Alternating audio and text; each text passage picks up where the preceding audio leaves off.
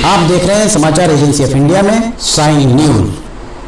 नमस्कार दोस्तों, समाचार एजेंसी ऑफ इंडिया की साई न्यूज में लिमटी की लालटेन के 643वें एपिसोड में एक बार फिर आपका स्वागत है।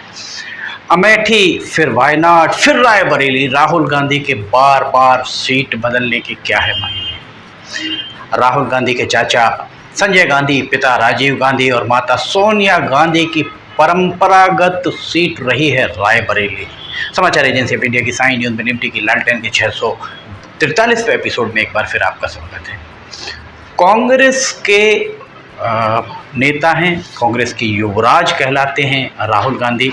इस बार उत्तर प्रदेश से एक बार फिर किस्मत आजमाएंगे। पिछली बार अमेठी लोकसभा सीट पर भाजपा की स्मृति ईरानी से पराजय का अंदेशा शायद राहुल गांधी को रहा होगा। यही कारण है कि उन्होंने अमेठी के साथ केरल के वायनाड सीट से भी पर्चा भरा। अमेठी सीट तो राहुल गांधी बचा नहीं पाए, पर वायनाड ने उनकी लाज पिछले लोकसभा चुनाव में जरूर रखी थी। इस बार उन्होंने एक बार फिर वायनाड से दावेदारी की और अंतिम समय में उन्होंने अपने परिवार की परंपरागत सीट कही जाने वाली रायबरेली से भी पर्चा भर दिया है। राहुल गांधी अगले माह जून में 54 वर्ष के हो जाएंगे, फिर भी उन्हें अपेक्षाकृत युवा माना जा सकता है। कांग्रेस के कार्यकर्ताओं की आशा उन पर टिकी है। लगातार 2 चुनावों में 2 सीट पर पर्चा भरने से कार्यकर्ताओं में बहुत अच्छा संदेश शायद ही जा रहा होगा। कार्यकर्ताओं को ये भी लग रहा होगा कि 2 सीट पर राहुल गांधी क्यों चुनाव लड़ रहे हैं।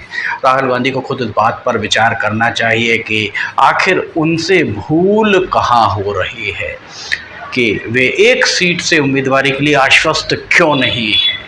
अब गांधी परिवार की प्रतिष्ठा को संभाल पाते हैं या नहीं संभाल पाते हैं, ये बात 4 जून को चुनाव परिणाम आने के उपरांत ही पता चलेगा। एक बात और चल रही है कि अगर दोनों सीट वायनाड और रायबरेली से वे जीत जाते हैं तो एक नया सवाल फिर सियासी बयान में खड़ा दिखाई देगा कि वे किस सीट को छोड़ेंगे, क्योंकि एक व्यक्ति किन्हीं 2 लोकसभा सीटों या विधानसभा सीटों से प्रतिनिधित्व नहीं कर सकता है। चुनाव का तीसरा दौर मंगलवार को जब हो रहा होगा, तब आप लिमटी की लालटेन का ये एपिसोड देख रहे होंगे। अब की बार 400 पार जैसे नारे प्रधानमंत्री नरेंद्र मोदी इस तरह के नारों से परहेज करते ही दिख रहे हैं। इसके अलावा आम चुनाव के पहले दौर में जो मुद्दे थे अब वे धार विहीन प्रतीत हो रहे हैं, उनमें धार नहीं रह गई है। मतदान के 2 चरणों में कम वोटिंग ने भी नेताओं की नींद जबरदस्त तरीके से उड़ा कर रखी है। आम धारणा तो ये बनती दिख रही है कि किसी भी नेता किसी भी दल को कोई भी नेता किसी भी दल के जीत के प्रति आश्वस्त बहुत ज़्यादा नहीं दिख रहा है, क्योंकि मतदाता इस बार पहले की अपेक्षा ज़्यादा मौन हैं और मतदान के प्रतिशत में गिरावट दर्ज की जा रही है।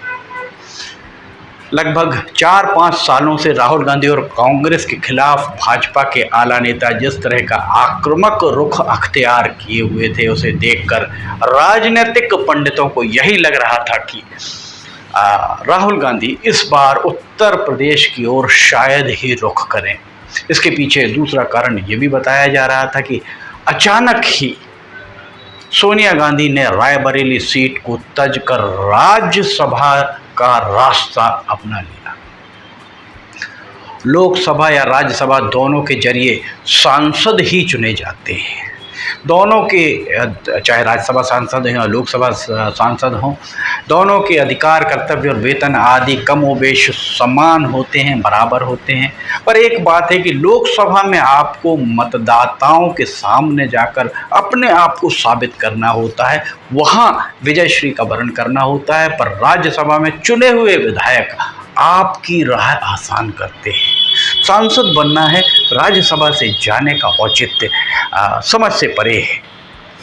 बहरहाल कांग्रेस के द्वारा राहुल गांधी को उत्तर प्रदेश से प्रत्याशी बनाकर, उत्तर प्रदेश के रायबरेली से प्रत्याशी बनाकर उत्तर भारत में अपनी पकड़ आज भी बरकरार रहने और इस क्षेत्र के मतदाताओं को प्रभावित करने के लिए कांग्रेस के द्वारा एक तरह से आक्रामक रुख ही अपनाया गया है। लंबे विचार विमर्श के बाद कांग्रेस द्वारा अमेठी और रायबरेली लोकसभा सीटों पर नामों का ऐलान किया गया है। जिस तरह से दोनों सीटों पर कशमकश और सस्पेंस बरकरार था, उसे देखकर यही कहा जा रहा था कि कांग्रेस के लिए महज अमेठी या रायबरेली सीट का मसला नहीं रह गया है। इनके जरिए कांग्रेस के शीर्ष नेता एक तरह का संदेश भी देना चाह रहे थे। बात करें अमेठी और रायबरेली की, तो इन दोनों सीटों पर नेहरू गांधी परिवार का जलवा बरकरार रहा है। ये नेहरू गांधी परिवार की पारंपरिक सीट भी मानी जाती हैं। ये सीटें गांधी परिवार के लिए लंबे समय से अवैध गढ़ रही हैं, जिनको उन गढ़ जो रहे हैं उसका कोई भेद नहीं पाया है। शुरुआत से अब तक नेहरू गांधी परिवार से इतर लोगों ने भी इस सीट का प्रतिनिधित्व किया है, पर इन सीटों को मूल रूप से गांधी परिवार की पसंदीदा सीट ही माना जाता रहा है। पिछले लोकसभा चुनाव में अमेठी में राहुल गांधी को स्मृति ईरानी ने पराजित कर दिया था और इस बार रायबरेली से सोनिया गांधी ने चुनाव लड़ने की बजाय राज्यसभा से जाना बेहतर समझा। यही कारण है कि इन दोनों सीटों में ही वैक्यूम अर्थात शून्यता महसूस की जा रही थी। ये सीटें अगर नेहरू गांधी परिवार के हाथों से चली जाती तो इन्हें भविष्य में वापस लाना बहुत ही मुश्किल होता। इस बात से इनकार नहीं किया जा सकता। अमेठी की अगर हम बात करें तो अमेठी लोकसभा सीट का इतिहास अगर आप देखेंगे तो 1967 और 1971 में यहाँ से विद्याधर वाजपेयी, 1977 में BLD के रविंद्र प्रताप सिंह, विद्याधर वाजपेयी कांग्रेस के थे। उसके बाद 1980 में कांग्रेस के संजय गांधी, 81, 84, 89 और 91 में राजीव गांधी, 96 में सतीश शर्मा, ये सारे कांग्रेस के थे। 98 में भाजपा के संजय सिंह, 99 में सोनिया गांधी, 2004, 99 के बाद 2004, 2009, 2014 में राहुल गांधी और उसके बाद 2019 में भाजपा की स्मृति ईरानी इस सीट से सांसद बनी। ये था अमेठी का चुनाव का अभी तक का इतिहास। अमेठी सीट बरकरार नहीं रख पाए राहुल गांधी, फिर अमेठी सीट को छोड़कर रायबरेली की तरफ गए। संदेश क्या जा रहा है? राहुल गांधी को चाहिए था कि रायबरेली के बजाय अमेठी सीट से ही भी चुनाव लड़ते। रायबरेली में चाहते तो प्रियंका वडेरा, गांधी अब वे नहीं रही, वडेरा, उन्हें चुनाव लड़वा दिया जाता। बहरहाल इसी तरह अगर रायबरेली सीट के बारे में बात करें तो 1952 से 1957 में राहुल गांधी के दादा फिरोज गांधी, जिनका नाम कोई अब नहीं लेता है गांधी परिवार में, 1960 में RP सिंह, 1962 में बैजनाथ कुरेल, 1967 1971 में राहुल गांधी की दादी इंदिरा गांधी, 1977 में जनता पार्टी के राजनारायण, 1984 में अरुण नाहदेव, 1989 और 1991 में शीला कौल, 1996 और 1998 में भाजपा के अशोक सिंह, 1999 में सतीश शर्मा के बाद 2004 से 2019 तक के जितने भी लोकसभा चुनाव हुए हैं सोनिया गांधी ने यहाँ से परचम लहराया है। सीट भी ज़्यादातर कांग्रेस विशेषकर गांधी परिवार के हाथ में रही। रायबरेली और अमेठी में राहुल गांधी और प्रियंका वडेरा की उम्मीदवारी की जिस चर्चाएं जिस तरह से चल रही थी, उस सोशल मीडिया में टीका टिप्पणियों का दौर लगातार ही जारी रहा। अमेठी से राहुल गांधी की उम्मीदवारी न होने पर कुछ नेता राहुल गांधी को अमेठी से भागना भी निरूपित करते नजर आ रहे थे। कुल मिलाकर रायबरेली और अमेठी दोनों सीट कांग्रेस और गांधी परिवार के लिए प्रतिष्ठा का प्रश्न से कम नहीं मानी जा सकती है।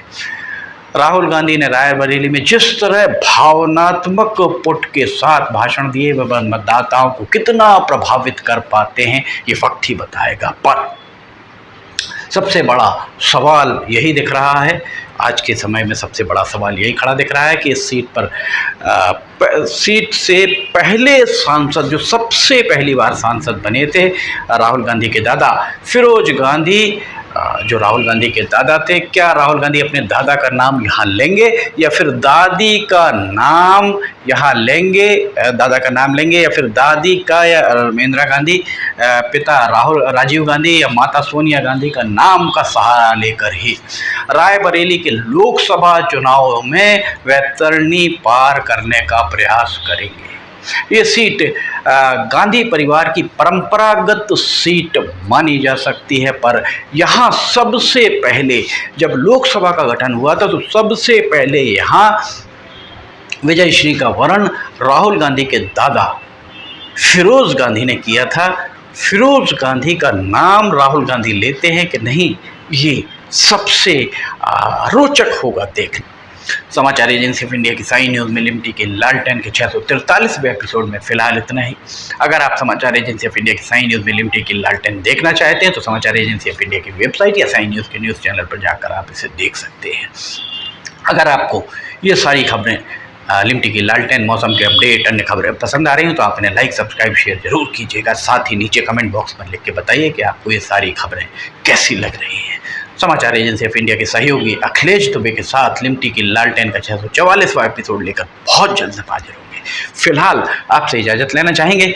जय हिंद।